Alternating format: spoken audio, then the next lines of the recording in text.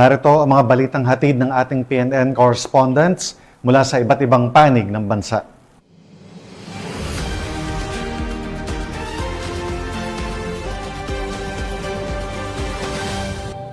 Simulan natin ang balita mula sa bahagi ng Luzon.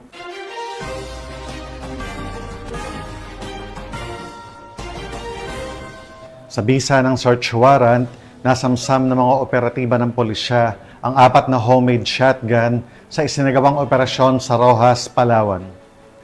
Arestado sa naturang operasyon ang 2 magkapatid na umano'y sangkot sa pagbebenta ng mga iligal na armas. Narito ang detalye ng report mula kay Patrolwoman Desiree Padilla.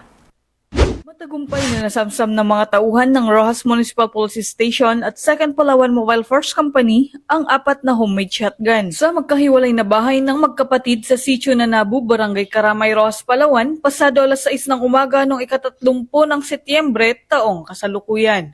Ang mabilis na aksyon ng kapulisan ay patunay ng kanilang kahandaan sa pagtugon upang mapanatili ang seguridad ng mamamayan. Nakilala ang mga sospek na sina alias Jen at Jeril, parehong residente ng lugar. Bago ang operasyon, nakatanggap ang mga otoridad ng reklamo hinggil sa umano'y bentahan ng baril at pagbabanta ng magkapatid sa buhay ng isang individual. Sa kabila nito, nanindigan ng pulisya na hindi nila palalagpasin ang anumang banta na makakaapekto sa kapayapaan ng komunidad. Sa bisa ng search warrant, matagumpay na sa katuparan ng tropa na pinangunahan ni Police Captain Marvin Herrera, hepe ng Roxas MPS, kasama ng 2nd Palawan Mobile Force Company, ang operasyon.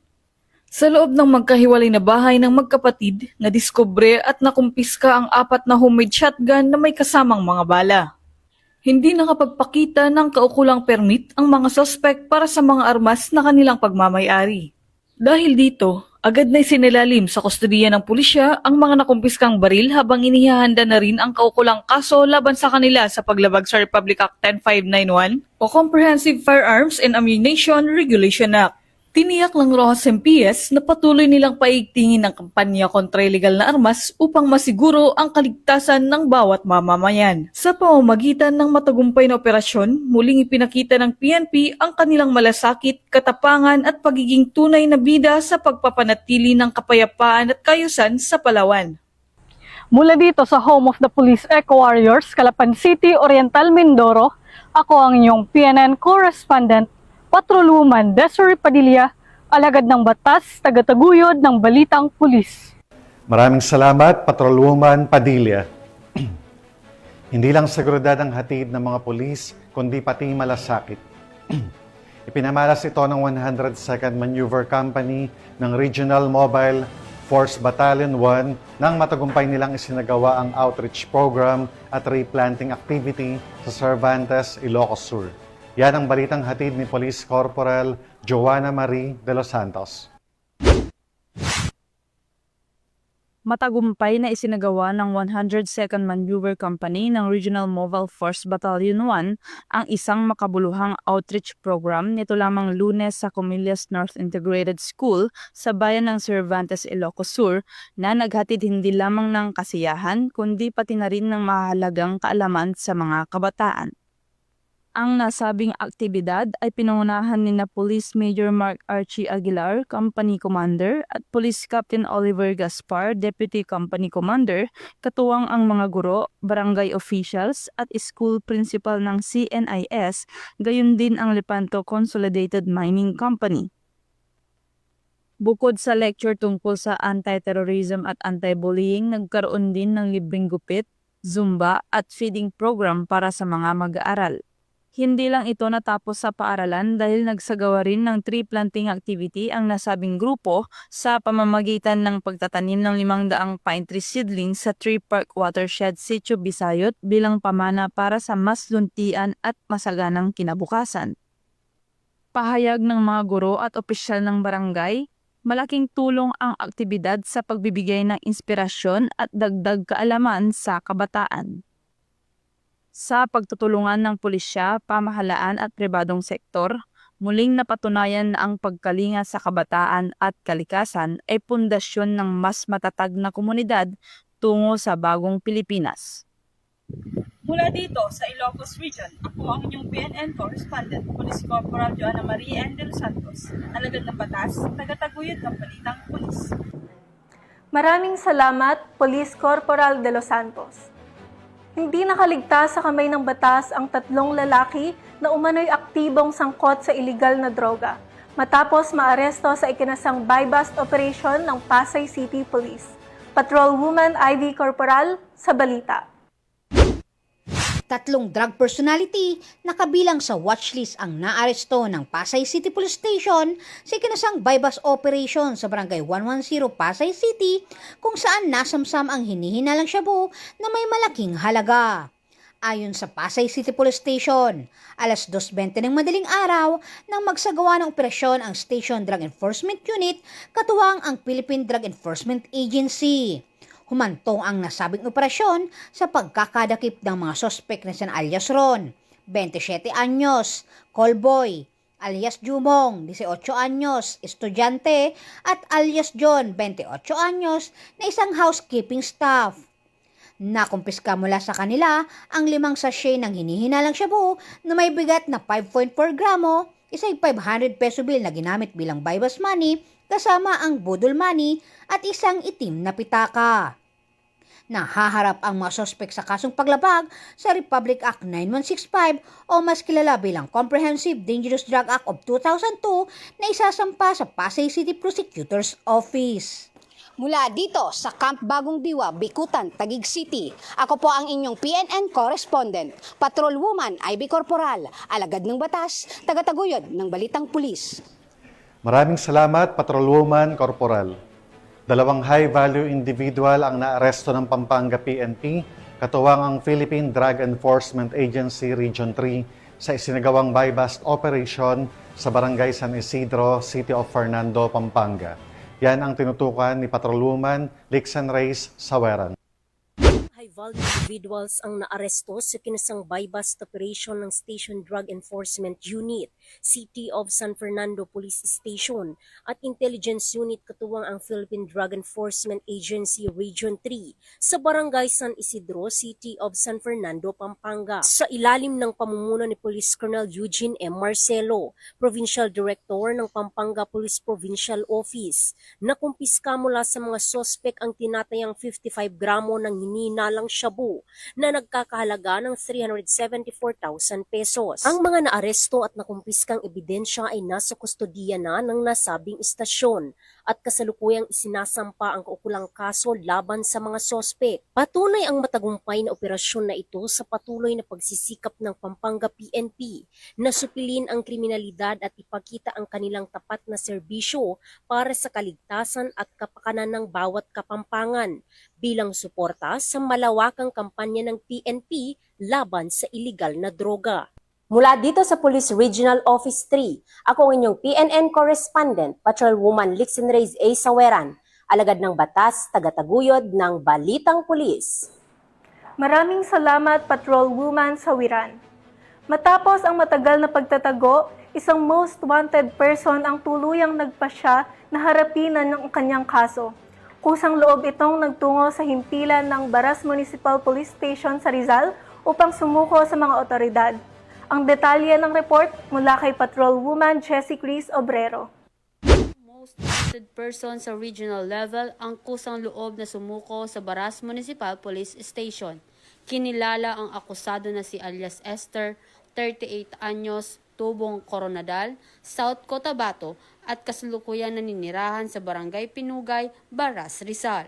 Siya ay nahaharap sa kasong paglabag sa Republic Act 8042 na inimendyahan ng Republic Act 10022 o mas kilala bilang Migrant Workers and Overseas Filipino Act of 1995.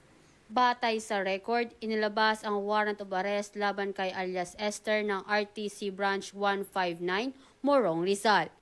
Walang inirekomendang piyansa para sa nasabing kaso. Sa ngayon, nasa kustodiya na siya ng Baras Municipal Police Station.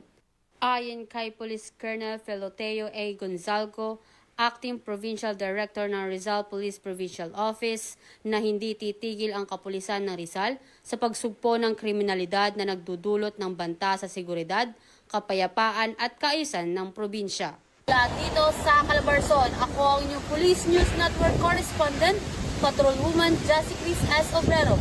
Alagad na batas, tagataguyod ng balitang pulis. Maraming salamat, Patrolwoman Obrero. Walang takas ang isang high-value individual matapos mahuli sa isinagawang operasyon ng kapulisan sa Iriga City. Ang report mula kay Patrolwoman Carmela Panganiban. Arestado ang isang tinaguriang high-value individual na sangkot sa iligal na kalakalan ng droga sa isinagawang joint search warrant operation nito lamang ika-29 ng Setyembre taong kasalukuyan sa Barangay San Francisco, lungsod ng Iriga. Pinangunahan ng operasyon ng Special Operations Unit 5 ng PNP Drug Enforcement Group bilang lead unit sa tulong ng Team 5 ng LFU-IMEG, RIU-5, PIU-PPDEU at Iriga City Police Station. Kinilala ang suspect na si alias Enong, 62 taong gulang at residente ng Iriga City. Sa pagsisilbi ng search warrant na inisyu ng RTC, 5th Judicial Region, Branch 37, Iriga City, nagresulta ito sa pagkakakumpiska ng tinatayang 10 gramo ng hinihinalang shabu na may standard drug price na 68,000 pesos. Kasalukuyang nasa kustodiya ng Iriga City Police Station ang naarestong suspect para sa tamang disposisyon at pagsasampa ng kaukulang kaso. Samantala, ang nakumpiskang droga at iba pang ebidensya ay nasa pangangalaga ng PNP DEG SOU-5 para sa dokumentasyon at masusing pagsusuri. Mula dito sa Legazpi City, Albay, ako ang inyong PNN correspondent, Patrolwoman Carmela Bianca Panganiban, alagad ng batas, tagataguyod ng balitang pulis. Maraming salamat, Patrolwoman Panganiban. Kaninang madaling araw muling nagpakita ng aktibidad ang Bulkang Taal matapos maitala ng PVOX ang isang minor eruption na nagdulot ng mahinang pagsabog at pagbuga ng apo. Patuloy namang pinag-iingat ang mga residente sa paligid ng bulkan habang nananatili ito sa Alert Level 1. May report dyan ng ating correspondent mula sa Regional Police Community Affairs and Development, Unit Calabarzon. Nagla ng PVOX ang isang minor pre-magmatic eruption sa main crater ng Bulkang Taal kaninang alas 2 ng madaling araw. Ang insidente ay nagdulot ng mahinang pagsabog na may kasamang usok at abo. Paalala sa publiko. Tunghayan naman natin ang mga balita mula sa Visayas.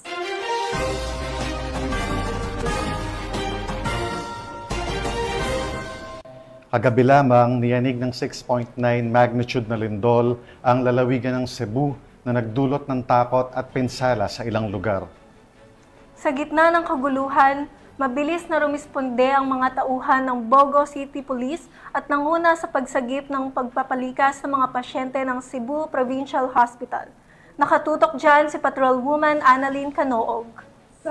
Kaguluhan dulot ng malakas na magnitude 6.9 na lindol na tumama sa Ilagang Cebu noong 30 ng Setyembre sa taong kasalukuyan. Banda alas 9:59 ng gabi. Agad at walang pag-anilangang tumugon ng mga kapulisan upang tulungan ang mga pasyente at medical staff ng Cebu Provincial Hospital sa Bogo City. Sa gitna ng patuloy na aftershocks, blackout at pinsala sa ospital, personal tumulong ang mga kapulisan sa pagdikbit at paglipat ng mga pasyente mula sa nasirang bahagi ng ospital patungo sa mas ligtas na lugar. Pagbabantay sa loob at labas ng ospital upang maiwasan ng panik, pagsuporta sa mga health workers sa paglabas ng mga gamit at supply, at pagbubuo ng evacuation routes para sa mga pasyente kailangang ilipat sa ibang pasilidad. Nagtayo ng mga tent sa harap ng ospital para sa mga pasyente habang patuloy ang inspeksyon sa structural integrity ng gusali. Hindi alintana ng mga kapulisan ang panganib at patuloy nilang sinasagawa ang kanilang tungkulin upang iligtas ang bawat buhay. Bilang bahagi ng patuloy na relief operations, nananatili ang heightened alert ang mga kapulisan at nagpapatuloy ang kanilang pakikipaunayan sa Provincial Disaster Risk Reduction and Management Office, lokal na pamahalaan at iba pang ahensya upang mas mapabilis ang pagtulong sa mga apektado. Sa kabila ng trahedya, muling pinatunayan ng kapulisan ng Cebu na sila ay katuwang hindi lamang sa seguridad kundi sa pag-aalaga at pagsagip ng buhay lalo na sa mga oras ng sakuna. Mula dito sa Central Visayas, ako ay yung PNN correspondent,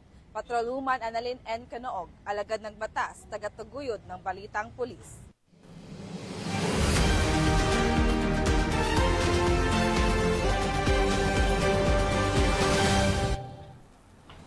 Inatasan ni Acting Chief PNP, Police Lieutenant General Jose Melencio Nartates Jr., ang Police Regional Office 7 na agad i-activate ang Disaster Incident Management Task Group at magsumite ng ulat hinggil sa pinsala at apektadong komunidad matapos ang lindol na yumanig sa Visayas kagabi.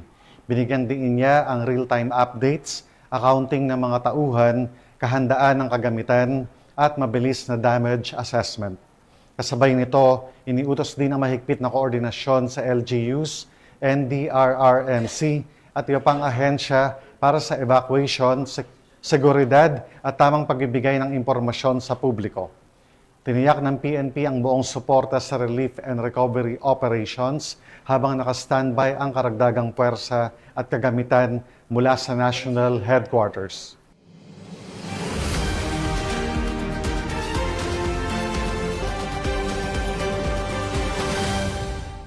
Arestado ang isang high-value target sa isinagawang buy-bust operation ng mga tauhan ng Tibiao Municipal Police Station sa lalawigan ng Antique.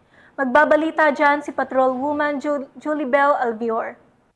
Sa kamay ng mga kapulisan ng isang high-value target sa ikinasang buy-bust operation sa Barangay San Francisco Sur, Tibiao, Antique nito lamang 28 ng Setyembre taong kasalukuyan. Pinangunahan ang operasyon ng Tibiao Municipal Police Station sa ilalim ng pamumuno ni Police Captain Ramil C. Hukog, katuwang Antique PPO Provincial Drug Enforcement Unit sa pamumuno ni Police Major Jeremy Ayan R. Magbanwa at PDEA 6 Antique Provincial Office na pinamumunuan ni Intelligence Officer 2 Abigail Oboyes. Positibong kinilalang suspect na si alias Wax, 43 anyos, kasal at residente ng Santa Justa, Tibiao, Antique. Nakumpiska mula sa suspect ang humigit kumulang 50 gramo ng hinihinalang shabu na may tinatayang halagang 350,000 pesos sa merkado.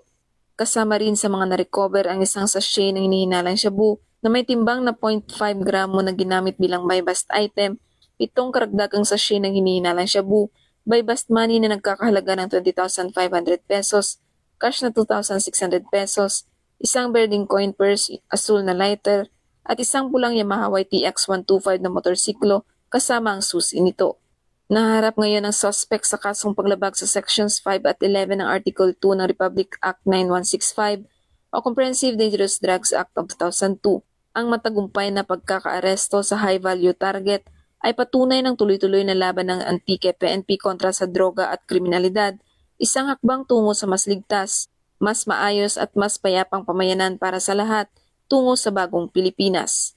Dito sa Police Regional Office 6, ako ang inyong Police News Network Correspondent, Patrolwoman Julibel Albior, alagad ng batas, tagataguyod ng Balitang Pulis.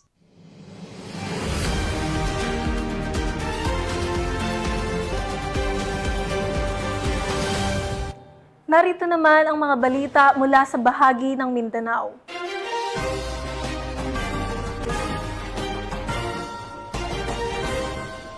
Bumagsak sa kamay ng mga otoridad ang nakatalang top 2 most wanted person sa Zamboanga City na nahaharap sa kasong statutory rape. Ang pagkakahuli sa suspect ay malaking hakbang sa kumpanya kontra kriminalidad at patunay na walang makakatakas sa kamay ng hustisya. Nakibalita dyan si Patrolwoman Joanna Marie Soriano. Aresto ng mga otoridad ang isang 17 anyos na binata na kabilang sa listahan ng top 2 most wanted person municipal level dahil sa kasong statutory rape nito lamang Setyembre 30 taong kasalukuyan. Bandang alas 9 ng umaga, ikinasa ang isang intel-driven law enforcement operation ng pinagsanib na pwersa ng 2nd Zamboanga City Mobile Force Company, Zamboanga City Police Station 5, TSC RMP 9 at Zamboanga City MARPSTA sa Atilano Compound, Barangay Canelar, Zamboanga City. Sa naturang operasyon, naaresto ang akusado sa residente ng Resurrection Drive, Barangay Giwan, Zamboanga City.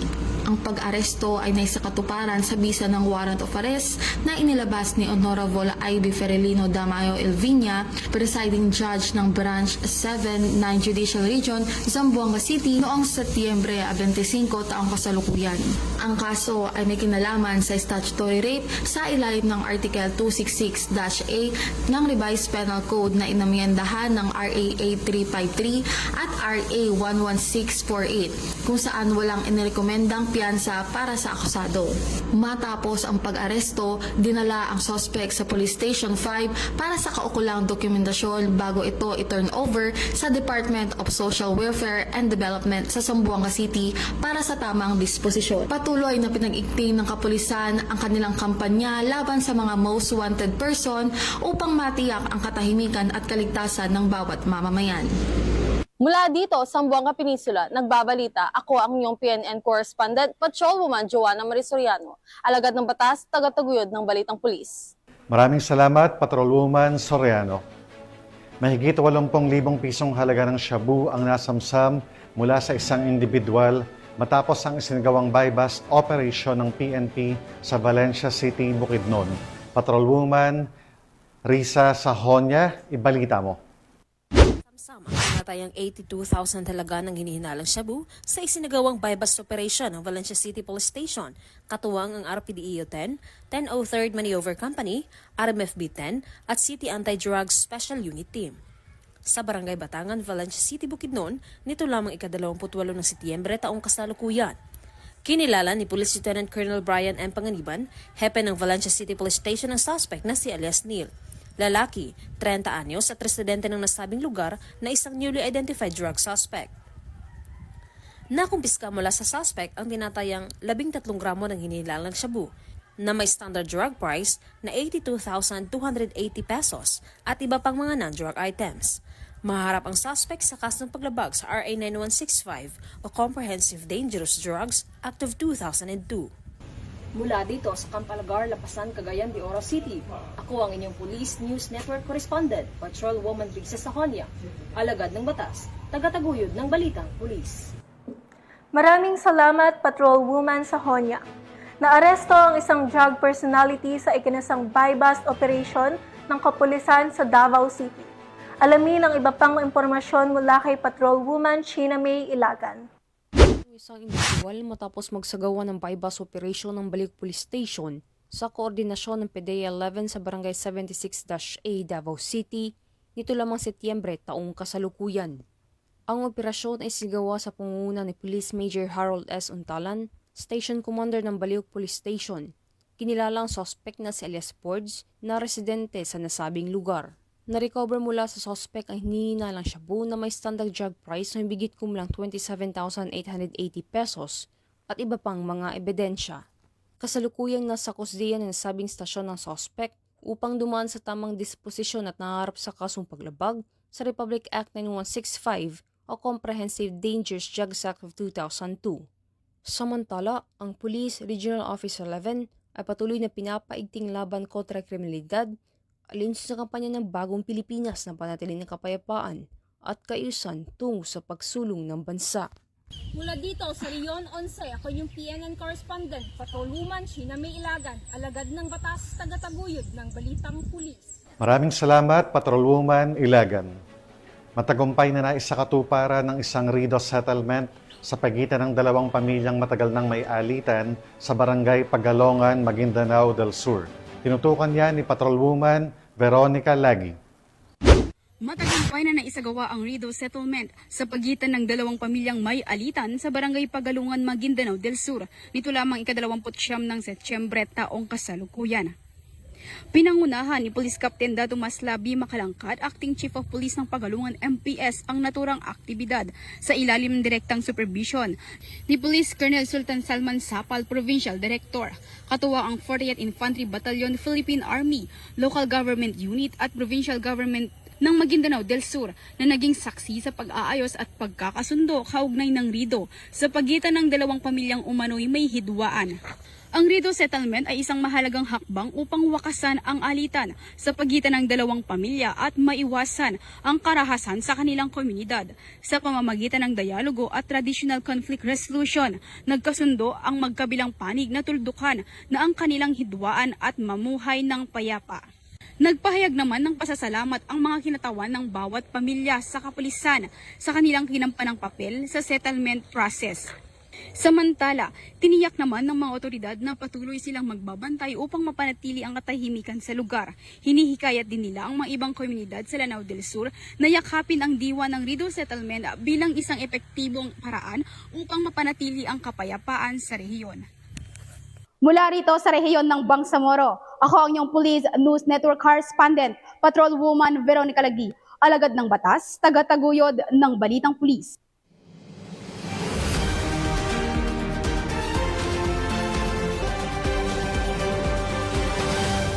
At yan ang mga balitang nakalap ng ating PNN correspondents mula Luzon, Visayas at Mindanao.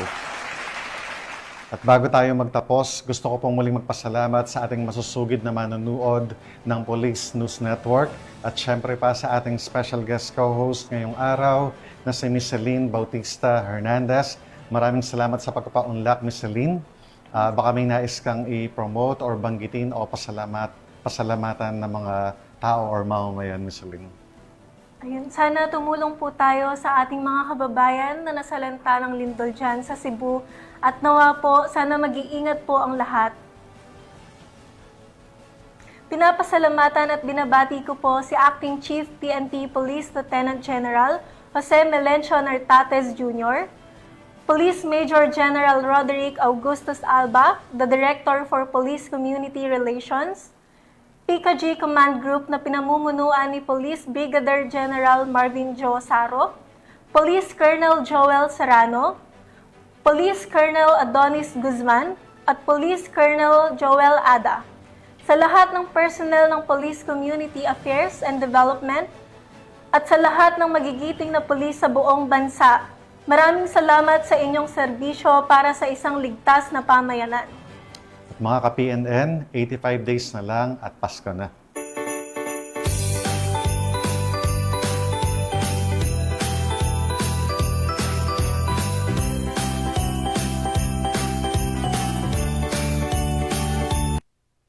At sa ngalan ng pamunuan ng Philippine National Police, sa pangunguna ni Acting Chief PNP, Police Lieutenant General Jose Melencio Nartates Jr., at sa pamumuno ni President Ferdinand Bongbong Marcos Jr., kami ay maglilingkod sa bawat Pilipino at magbibigay ng tama at balansang balita. Mula rito sa tanggapan ng tagapag-ugnay ng pambansang pulisya, kami ang inyong tagapagbalita, tagataguyod ng Balitang Pulis, NUP Loreto Bonifacio Concepcion. At ako naman po si Miss Celine Bautista Hernandez, Miss Progress Philippines 2023 at Miss Teen Hope International 2018. Maghahatid ng tamang balita, kwento ng pulis at serbisyo para sa mamamayan. At ito ang PNP News Online. Ang pangunahing balita ng Police News Network.